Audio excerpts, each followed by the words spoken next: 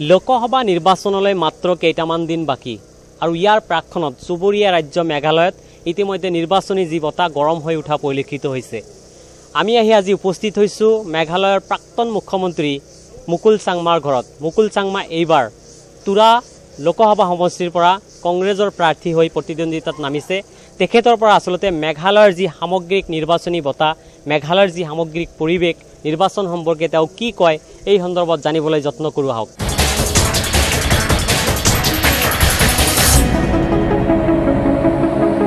আজি ভৱনত তেওঁ যাব। ইয়াত যিসকল সমৰ্থক আছে, সমৰ্থকসকলে তেওঁলোকৰ যি সমৰ্থকসকলে বিভিন্ন শ্লোগান দিয়া পৰিলক্ষিত হৈছে। ৰাজীৱ ভৱনত সোমাইছে প্ৰাক্তন মুখ্যমন্ত্ৰীগৰাকী। আচলতে তেখেতৰ পৰা জানিবলৈ যত্ন কৰিম তেখেতে এইবাৰ নিৰ্বাচনত কেনেকুৱা কি ৰণকৌশল প্ৰস্তুত কৰিছে সেই সন্দৰ্ভত জানিবলৈ আমি এতিয়া ৰাজীৱ ভৱনৰ পিনে আগুৱাই যাম।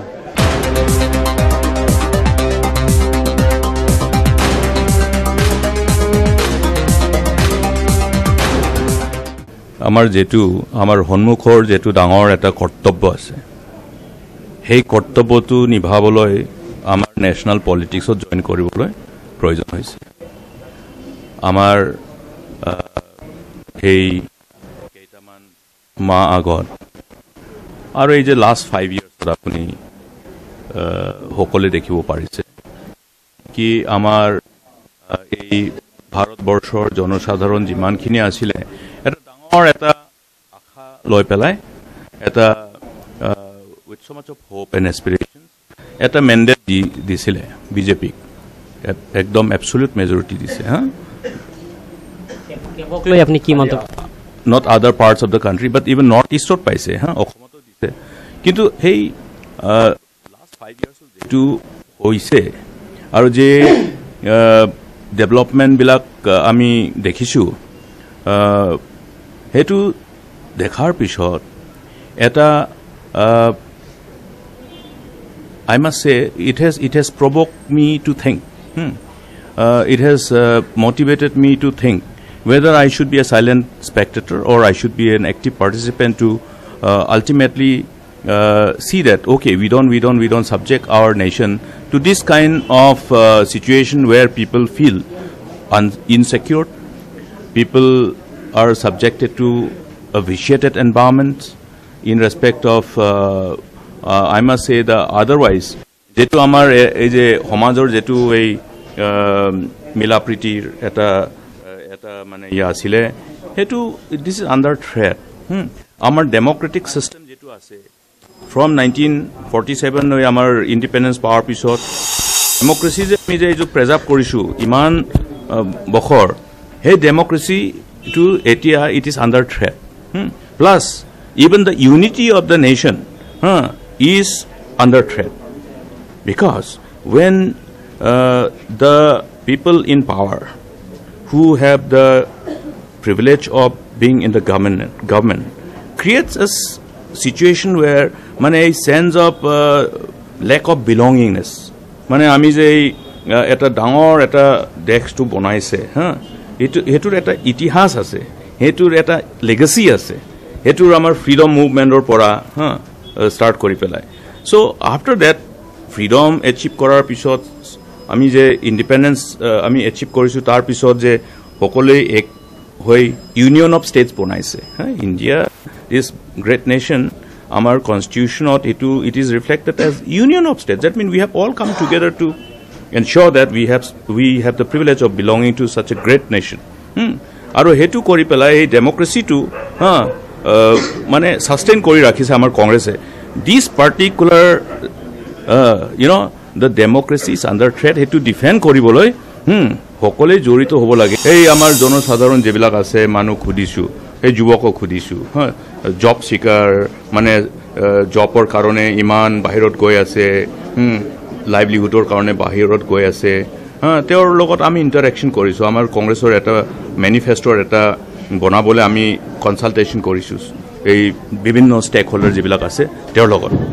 সেইটো টাইমত মানুহৰ লগত যেতিয়া কনচালটেশ্যন হৈছে, ইণ্টাৰেকশ্যন হৈছে, মানে different group, different works of লাইফৰ পৰা, যুৱক, এই যে শিক্ষক, এই যে বিজনেছমেন ট্ৰেডাৰ্ছ এই যে আমাৰ কৃষক সেইবিলাকৰ লগত তো কৃষকক সুধিছোঁ তো কৃষকৰ লগত যেতিয়া ইণ্টাৰেকশ্যন হৈছে কৃষক কৈছে আমাৰ একদম বেয়া দিন চলি আছে আমাৰ বেয়া দিন হৈ আছে अच्छा तो युवाओं कोई ऐसे जे हम लोग बुरे दिन से जा रहा है हमारा नौकरी नहीं है नौकरी के लिए ढूंढ रहा है नौकरी नया नौकरी निकल नहीं रहा है तो हम बुरे दिन से जा रहे हैं और ये बिजनेसमैन ट्रेडर्स যিবিলাক এই বেপাৰীবিলাক আছে নহয় তেওঁ এনেকৈ কৈ আছে এতিয়া আপোনাৰ বেয়া দিন আছে না সেইটো মই নাজানো আপুনি জাৰ্নালিষ্টবিলাক মিডিয়াৰ মানুহবিলাক বেয়া দিনৰ ফেচ কৰিছে না নকৰিছে এইটো আপুনিহে ক'ব পাৰিব কিন্তু সেইবিলাক মানুহটো কৈ আছে এতিয়া যদি আমাৰ প্ৰিয় জনসাধাৰণ বিভিন্ন এই কৃষক সেই ইউথ প্লাছ আমাৰ বেপাৰী বিজনেছমেন সকলোৱে যদি বেয়া দিন কাৰণে মানে এটা কি ক'ব এইটো meaning they are affected by this whole vitiated environment that means we have to correct it মানুহ যেতিয়া মানে আমাৰ জনসাধাৰণ যেতিয়া মানে নিৰাশা হয় হোপলেছ হয় হোপটো মানে স্লোলি ইৰড হৈ যায় তেতিয়া কি হ'ব ফ্ৰাষ্ট্ৰেশ্যন হোৱাৰ পিছত এই এংগাৰ কয় নহয় then there is a threat to democracy we have to ensure that every citizen of this great nation has the privilege of having a sense of well-being in this nation. Hetuhe ami bisari asu aru hetuhe amar congressor agenda. Hetu karone ei dangor eta amar honmukhote eta kortobbo ase. Ei kortobbo jodi ami jani pelao ami ko moi nokoru. Hetu it's not be fair to my beloved people. Hetu karone moi join kori asu. Kendrot BJP sarkar aru Meghalot MPP sarkar ohar pisot Meghalot kena dhoroner nibonuwa সমস্যা দেখা দিছে. Apuni hudi sok আপুনি তো আহিছে নহয় আপুনি master ৰল কৰি আছে নহয় তেওঁ সুধি চাওক আপুনি এই এছএছএ টিচাৰ যিবিলাক আছে এইটো সুধি চাওক SSA teacher 90% government of India 10% state গভৰ্ণমেণ্টৰ এই চাকৰি কৰি আছে মানুহ টিচিং কৰি আছে তেওঁৰ চেলাৰী 6-7 মান নাই মাষ্টাৰ ৰল কৰি আছে কেজুৱেল এমপ্লয়িজ এডহক এমপ্লয়িজ আছে এই আমাৰ আংগনৱাড়ী মাদামবিলাক আছে সুধি চাওক ইয়াত আপুনি একদম ইণ্টাৰভিউ লোৱা তেওঁৰ এনেকা গভৰ্ণমেণ্ট হলে অটোমেটিক্যালি নিৰাশা আহিবই জব ক্ৰিয়েশ্যনৰটো কথা বাদ এইটো মেণ্টেলিটি কথা নহয় মানুহৰ যদি সেলফ সেন্ট্ৰিক ইন্টেনশন লৈ পেলাই যেতিয়া ৰাজনীতি কৰে তেনেহলে ওই সেলফ সেন্ট্ৰিক এজেন্ডাৰ পিছত গলে দেশৰ ধ্বংস হয় সিএম ডাঙৰীয়া কৈছে যে আপোনালোকে বুজা দিছে আসলে এই প্ৰকল্পটো বা অংগনবাড়ী ক্ষেত্ৰত ইলেক্ট্ৰিচিটি ক্ষেত্ৰত বহুত ঋণ কৰাইছে তাৰমানে ঋণটো কেনেকৈ ডিটাৰমিন কৰে জানে আমাৰ ডেপ জিএছডিপি ৰেচিঅ' আছে নহয় সেইটোৰ আমাৰ এটা দেশ যেতিয়া আমি ৰান কৰোঁ financial fiscal management fiscal discipline এটা কানুন বনাইছে যে আমাৰ economic fundamentals are very strong why because there is a law to govern to ensure fiscal discipline by every government, not just the state government, but by union government also. Okay? Now, tumi jodi swa, what was the fiscal deficit when I inherited, and what is the, the debt GSDP ratio we have maintained the fiscal discipline as per the FRBM Act. Eta Act bonaise, FRBM Act. Hetur madhyome ami jetia fiscal discipline,